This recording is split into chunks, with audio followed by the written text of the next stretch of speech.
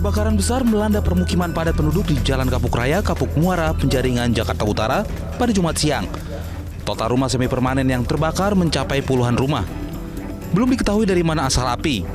Suku Dinas Pemadam Kebakaran mengerahkan sebanyak 23 unit kendaraan pemadam dengan ratusan personel untuk memadamkan api.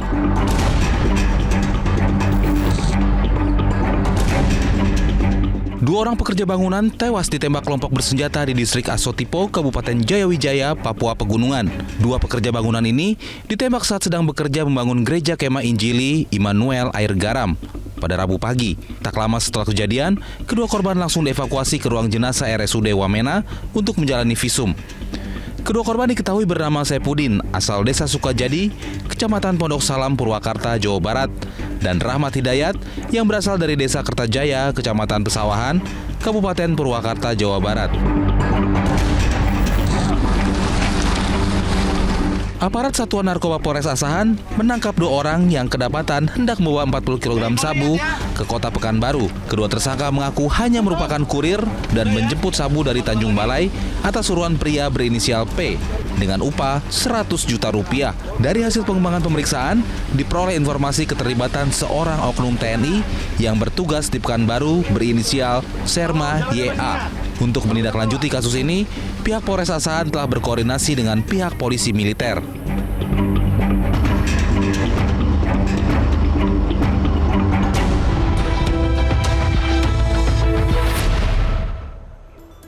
Selamat malam pemirsa, itulah sejumlah berita yang menjadi isu utama pekan ini.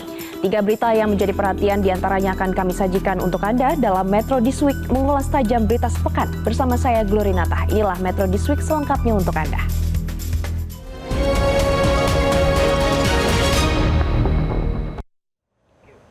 Pemirsa, Menteri Lingkungan Hidup Hanif Faisal Nurrofik menegaskan aktivitas penambangan nikel di Raja Ampat, Papua Barat Daya melanggar undang-undang tentang pengelolaan wilayah pesisir dan pulau-pulau kecil. Dalam hasil pengawasan kegiatan pertambangan nikel di wilayah Raja Ampat, Kementerian Lingkungan Hidup menyebut ada 4 perusahaan tambang nikel menjadi objek pengawasan. Mereka yakni adalah PT Gak Nikel yang beroperasi di Pulau Gak dengan luas 6.030 hektar, PT Anugerah Surya Pratama di Pulau Manuran seluas 746 hektar, PT Mulia Raymond Perkasa di Pulau Bantang Pele mencakup 2.193 hektar, serta PT Kawei Sejahtera Mining seluas 5 hektar di Pulau Kawei. Menteri Lingkungan Hidup Hanif Faisal Nurrofik menyebutkan ada 13 perusahaan yang diizinkan untuk melanjutkan kontrak karya penambangan di kawasan hutan lindung sampai berakhirnya izin, termasuk PT Gak Nikel. Hal ini diatur dalam Undang-Undang Nomor 19 Tahun 2004 tentang penetapan Perpu Nomor 1 Tahun 2004. Kegiatan pertambangan di Kabupaten Raja Ampat. Lokasi yang menjadi sasaran kegiatannya pertama di Pulau Gak, yaitu suatu pulau di sisi sebelah selatan ke barat atau barat laut, barat daya. Kemudian ke arah depannya lagi ada Mayafun nomor 4 itu. Kemudian lokasi berikutnya di Pulau Kawe, kemudian di Pulau Maniran. Jadi yang kami sebut tadi Pulau Gak, Pulau Pele, Batang Pele dan Mayipun, kemudian Pulau Kawe dan Pulau Manuran itu keempat-empatnya merupakan pulau-pulau kecil, sebagaimana yang disebutkan di dalam undang-undang terkait dengan pengaturan pulau kecil dan pesisirnya.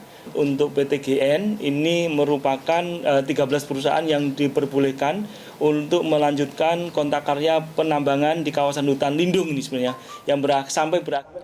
Sementara itu pemirsa, Menteri SDM Bahlil Lahadalia sudah mengecek langsung tambang nikel di Pulau Gak, Raja Ampat, Papua Barat Daya sebagai respon dari protes masyarakat dan sekaligus untuk mendapatkan gambaran objektif dari kondisi di lapangan.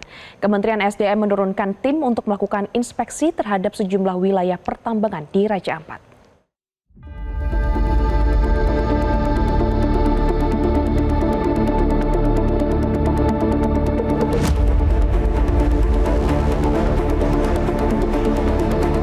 Menteri SDM Bahlil Lahadalia mengklaim seluruh kegiatan pertambangan di Raja Ampat, Papua Barat Daya diawasi ketat dan transparan. Pengawasan itu mencakup aspek legalitas, perlindungan lingkungan, serta kepatuhan terhadap kawasan konservasi dan hutan lindung. Bahlil menyatakan terdapat 5 perusahaan tambang yang memiliki izin resmi untuk beroperasi di wilayah Raja Ampat. Salah satunya PT Gag Nikel yang merupakan anak perusahaan PT Antam Tbk. Bahlil telah meninjau langsung lokasi pertambangan. Tim inspeksi tambang juga diturunkan untuk mengevaluasi terhadap seluruh wilayah izin usaha pertambangan di Raja Ampat. Informasinya dan yang dilihat itu bagus, kita juga harus objektif. Berarti Pak Menteri lihat kenyataan di lapangan seperti itu? Jangan lagi tanya saya, Bapak lihat sendiri, sudah lihat kan? Saya sudah cek ini. Pak, dengan kegaduhan itu pemerintah sikapnya seperti apa Pak? Nanti kita evaluasi ya, kita evaluasi total, baru kemudian kita membuat keputusan. Ya, sekarang kan penghentian sementara kan terjadi. Nanti kita lihat, kan ada pasti Menteri juga LHK dari lingkungan. Di sisi lain, penghentian sementara aktivitas pertambangan nikel di wilayah Raja Ampat, Papua Barat Daya tidak menjawab masalah. Publik dan aktivis lingkungan mendesak pertambangan di Raja Ampat dihentikan secara permanen. Meskipun telah dihentikan sementara, masih ada beberapa izin tambang aktif di Raja Ampat. Saat ini ada 5 izin yang aktif yang izinnya diterbitkan oleh Kementerian ESDM, kementeriannya Pak Bahlil. Ada di Pulau Gak, ada di Pulau KW, ada di Pulau Batampele, kemudian di Pulau Manuran, lalu kemudian di Waigeo Besar. Nah, keempat dari 5 izin ini itu ada di dalam geopark yang tadi disebutkan, gitu. Sehingga dan ini semua dan 4-nya itu adalah ada di pulau-pulau kecil. Secara aturan di undang-undang tadi yang disebutkan pasal 35 ayat K-nya sudah sangat jelas bahwa dilarang melakukan penambangan mineral dan batu bara di pulau-pulau kecil, gitu. Jadi ini harusnya bisa langsung diambil keputusan. Protes aktivitas tambang nikel di Raja Ampat juga datang dari anggota DPR Komisi 7 Dapil Papua Barat Daya yang membidangi sektor pariwisata Riko Sia. Ia menyebut masyarakat Raja Ampat tidak butuh tambang dan aktivitas tambang nikel di Raja Ampat sudah jelas melanggar dan pemerintah harus tegas mencabut izin tambang di Raja Ampat. Ada 5 perusahaan, yang 4 ini jelas-jelas melanggar. Kok mau dievaluasi?